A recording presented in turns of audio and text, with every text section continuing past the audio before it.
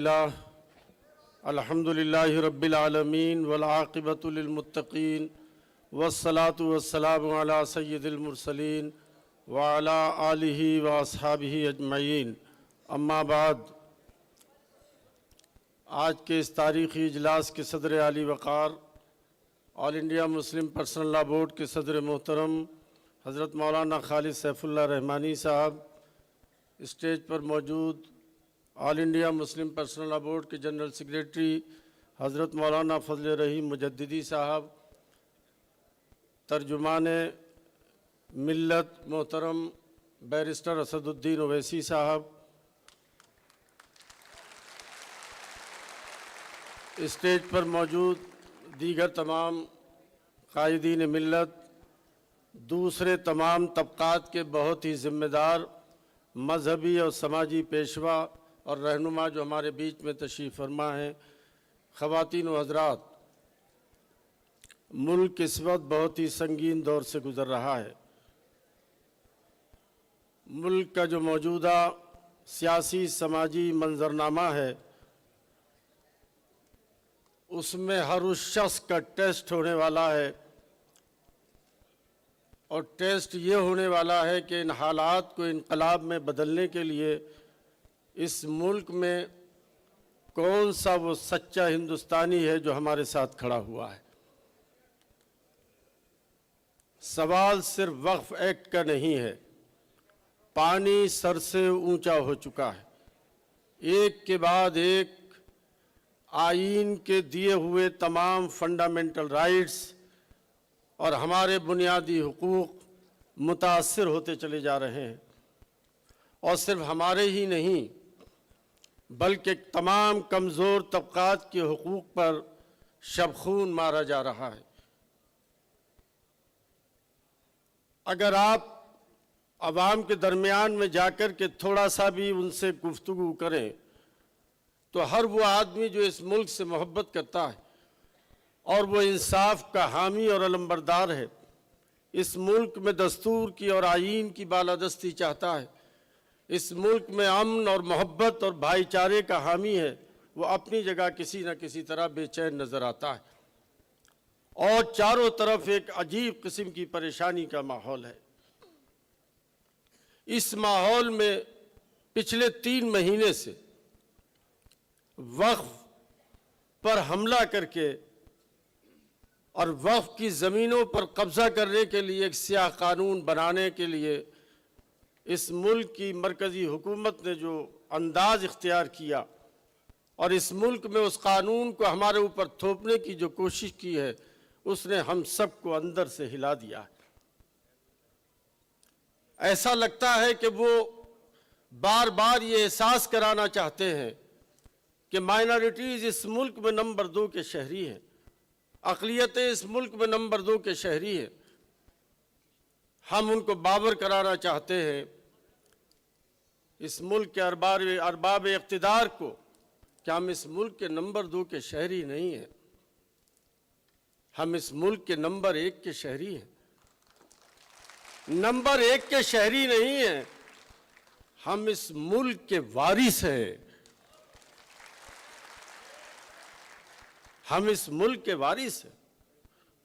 आप क्या समझते हो, जिस तरह चाहोगे, जिस जानिब चाहोगे मुल्क को ले जाओगे? याद रखो, मैं कम से कम उन हिंदुस्तानी मुसलमानों में से नहीं हूं जो स्टेज से ये कहकर के गुजर जाऊं कि हमने सर से कफन मरने के लिए बांध लिया है। मैं आपसे साफ बात कहता हूं कि हमने मरने के लिए सर से कफन नहीं बांधा है। हम ऐसी पुरअमन जद्दोजहद करेंगे कि अपनी आंखों से इस मुल्क के हालात को अपनी नजरों से बदलता हुआ देखेंगे। हर तरह से इस मुल्क के हालात को बदलेंगे। मैंने कभी पढ़ा था कि बाबा कौम गांधी जी ने कहा था कि किसी मुल्क के जमहूरी मयार और उसकी कामयाबी की जमानत के लिए अगर आपको कुछ देखना हो तो इस स्टैंडर्ड पर उसको कसने की कोशिश करिए कि जमहूरी मुल्क में, डेमोक्रेटिक सिस्टम में माइनॉरिटीज के सुकून और इत्मीनान और अपने हुकूक के तहफ़्फ़ुज़ के साथ जिंदा रहती हैं कि नहीं रहती है। ये गांधी जी ने कहा था। 75 साल इस मुल्क को आजाद हुए हो गए। इस मुल्क का डेमोक्रेटिक सिस्टम की उम्र 75 साल हो गई। इस मुल्क की जमहूरियत की उम्र 75 साल हो गई।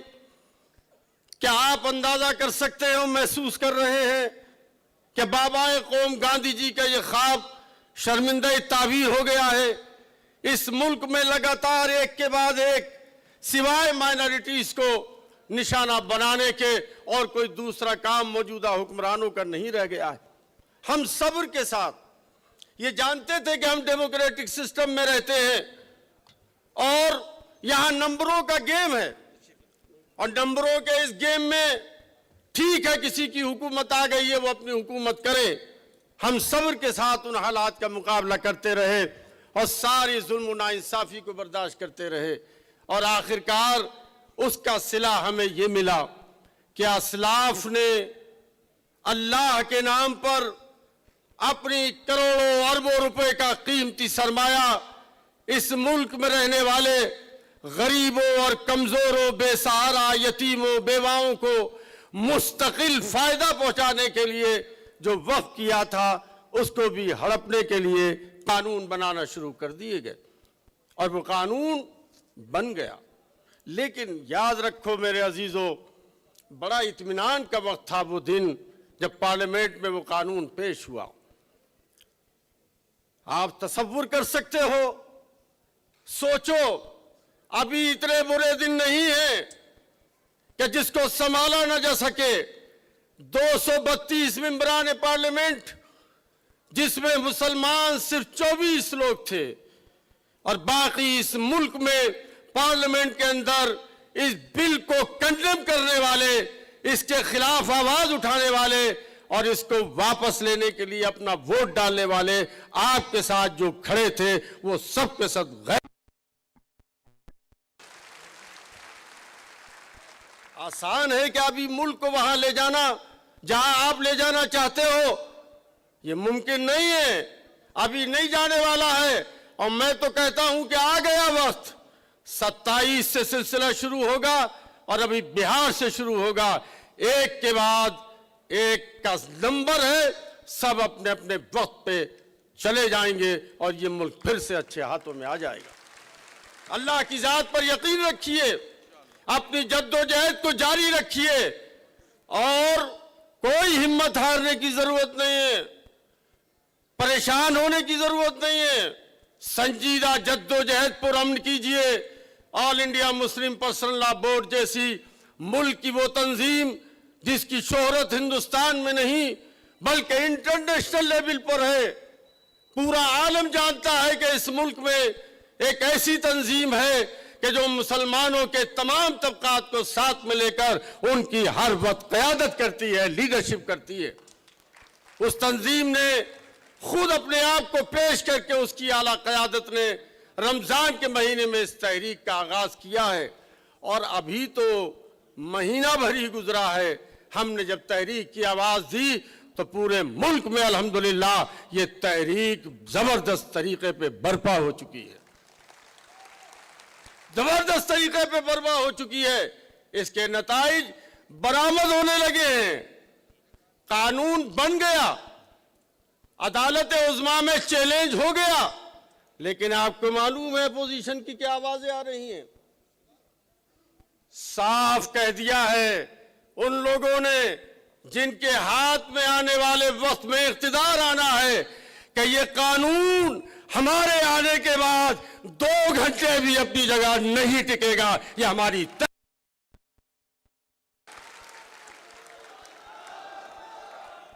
हमारी जद्दोजहद की कामयाबी है। जो हमने आवाज उठाई तो आवाज आने लगी कि जब भी हम हुकूमत में आए ये कानून 2 घंटे भी अपनी जगह नहीं टिकेगा। अब घबराहट है। अल्हम्दुलिल्लाह हम तो वो लोग हैं, हमने तो अदालत उज़्मा पर यकीन किया नहीं।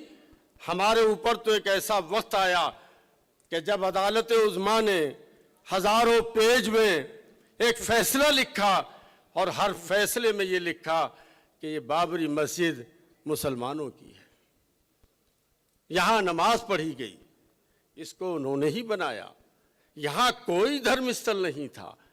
इसके बाद उसकी आखिरी लाइनों में लिखा गया कि आस्था की बुनियाद पर ये हम आपको दिए देते हैं। हमसे ज्यादा इस मुल्क की जमहूरियत और इसकी अदालतों पर यकीन करने वाला, उसका एहतराम करने वाला अपने इस अजीज वतन में कौन है? और हमने कह दिया था कि हम मान लेंगे, हमने मान लिया कि ठीक है, अदालत उज़्मा का फैसला आ गया। आप तो बड़े देशभक्त हो, आप तो राजभक्त हो, आप तो इतने कमजोर निकले कि आपका बनाया हुआ कानून अदालत में पहुंचा, हमने चैलेंज किया, आपकी 3 आर्टिकल पर अदालत उज़्मा के चीफ जस्टिस ने एतराज कर दिया और आप सबके सब अदालत की तरफ दौड़ पड़े। सबने उसकी बेएहतरामी शुरू कर दी, सबने उसकी अजमत पर सवाल खड़े कर दिए। अंदाजा कर लिया मुल्क ने कि मुल्क के कानून, दस्तूर और सिस्टम पर यकीन करने वाले कौन हैं और धोखा देकर मुल्क और राष्ट्र के नाम पर हुकूमत पर कब्जा करने वाले कौन लोग। ये तहरीक बहुत कुछ साबित करेगी। और अभी तो देखिए इंशाअल्लाह ताला, एक मुसलमान थोड़ी होगा इस तहरीक में, ना है। अभी धर्मेंद्र यादव जी आके बैठे हैं आपकी बात कहने के लिए, वर्मा जी ने आपकी बात कही है।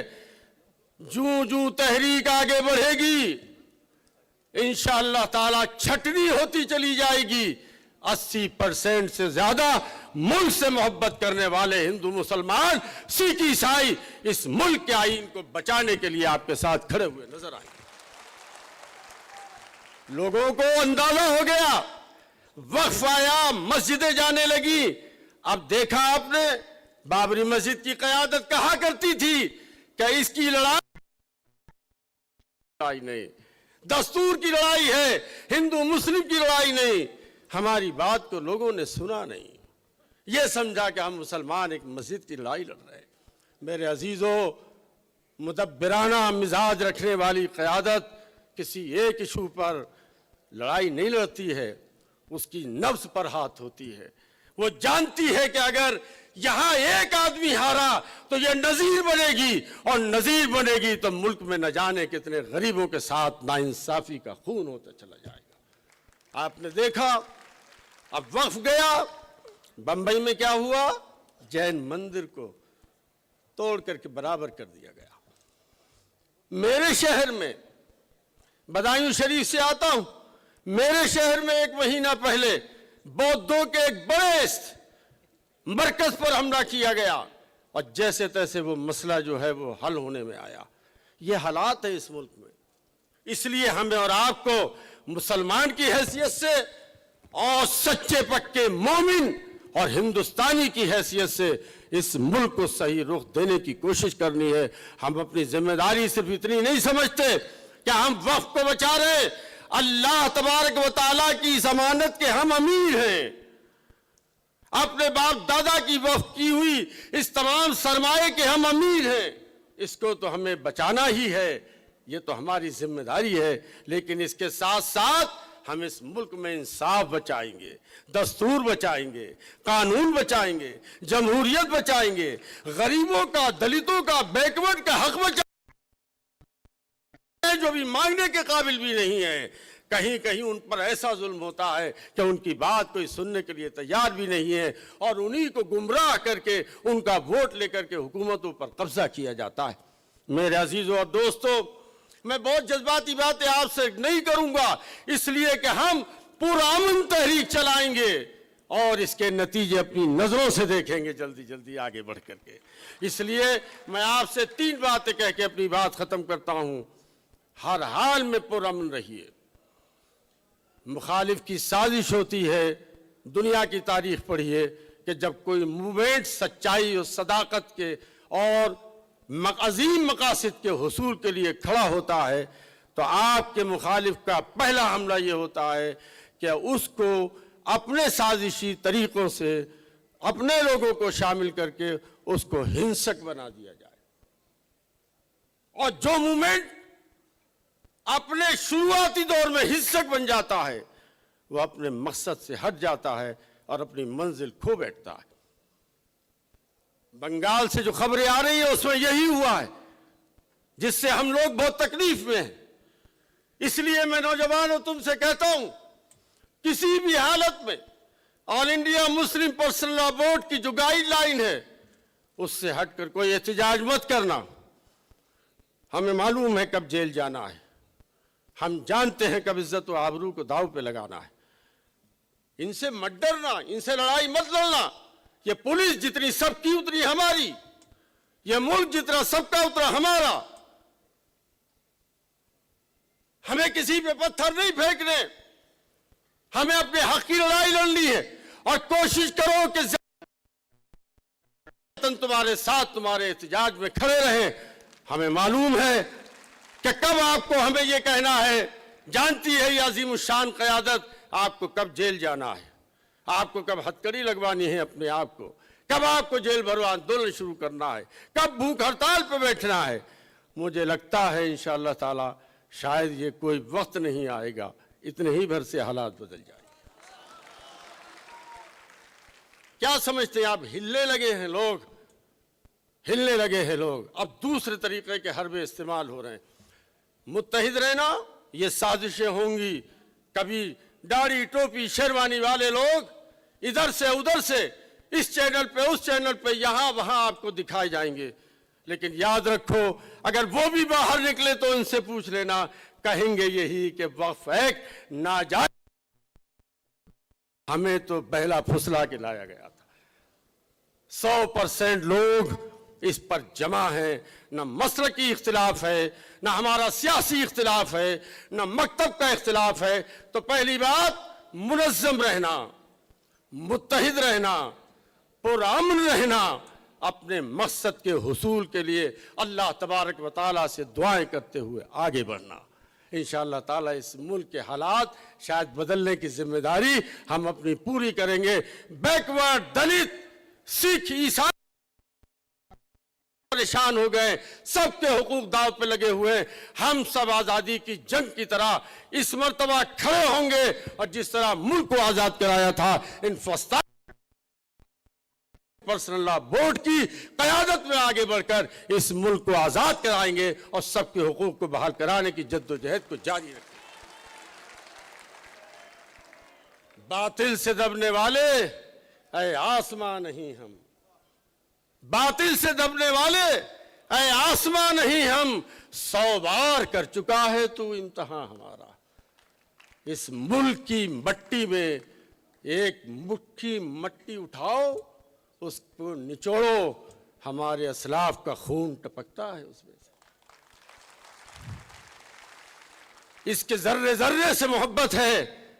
ये ख्वाजा गरीब नवाज का मुल्क है, ये महबूब इलाही का मुल्क है, ये गुरु नानक का मुल्क है, ये रामचंद्र जी का मुल्क है, ये कृष्ण जी का मुल्क है। यहाँ वो नगमे गाए गए हैं जिसके ज़मीर और खमीर में मोहब्बत और अमन के अलावा कुछ नहीं है। ये